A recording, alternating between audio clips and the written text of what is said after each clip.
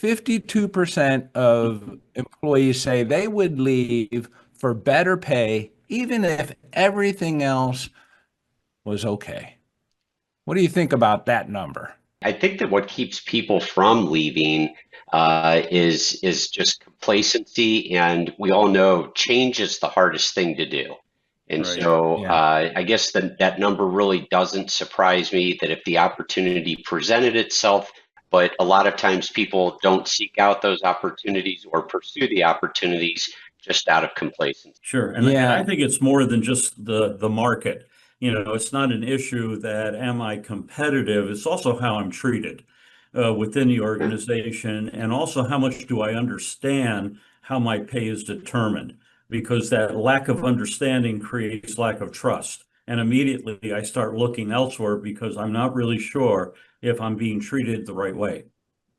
Yeah. I know you see a lot of that, Mike, as a result Yes. of the programs that you put in. And I'm a little suspicious of these types of polls. I know we don't do this necessarily at AIM where you're trying to create a result to get a click, but I think this Right. is creating a headline to get a click, because I don't know if these are White Castle workers or your part-time McDonald workers. I don't they don't disclose what 52% of their surveyed Right. participants are talking about Right. in this group, but I got to believe that the key thing I'm focusing on, if everything else is done right. Yep. Now, if everything Right. else is done right, I don't know if they mean, well, what does better pay mean? A penny?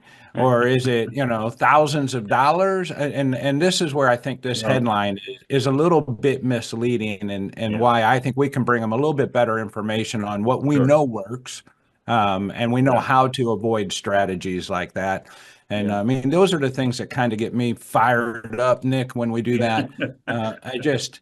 I look at that and these misleading statements. So Well, think well, about, Phil, let me we're just gonna, interject real quick. Just keep in mind that the source of that report is Pay Scales, Pay Factors, a company that is selling salary survey data to organizations to be able to review if they're competitive or not. So you have to really consider the source as well. I mean, that just goes with the headlines of every news source. But I mean, I understand the point, and it's a point worth talking about, because the question is, well, what do you have to do in order to keep people in the workplace Right. if you have a good pay strategy? And this is where, Mike, I don't know if cash is king, if I can use that phrase when it Sure. comes to pay today, versus all the other workplace accommodations that we make. Right. But I do know that in today's world, how we pay people and what we benchmark against and what we used to call competitive, which Mhm. often got interpreted as that 50th percentile, that Right. is changing. That is And changing. you and I have been talking about that the last few days with our Right. audiences, and that's changing. It used to be, well, I had my absolute must retain, highest, most important positions. I might pay them a little better, but everybody Mhm. else was just going to be in that 50th percentile market. Right. And now you kind of have to break your workforce down into those that you have to retain because of their inherent knowledge, those that are just difficult to replace, Mhm. um, and then those that maybe I can replace and I can hire and bring up to speed quickly. And you may have to have three strategies or four Right. strategies within your own business in order to maintain a competitive position.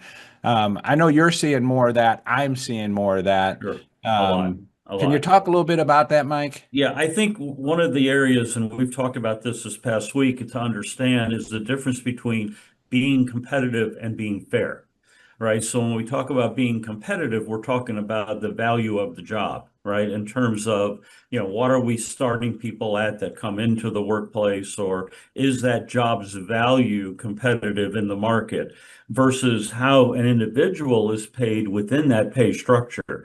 That's where we get more into the issue of fairness in terms of Yeah. what are you using to determine where somebody should be placed within that competitive range. So Now, those can somebody like get Bert likes to argue that point of fairness. Now, he makes a good living arguing fairness. right. And it gets confused, right? Everyone, you have an employee, are you competitive? They may say no, but then again, it may be that the real issue is they're not being paid fairly. And so there's a difference in that. And we're starting to try to clarify that distinction as we're working with our clients. I do think that making sure that people are fairly compensated, if they're treated fairly, that helps you avoid claims. Level up your HR game with an AIM Employers Association membership.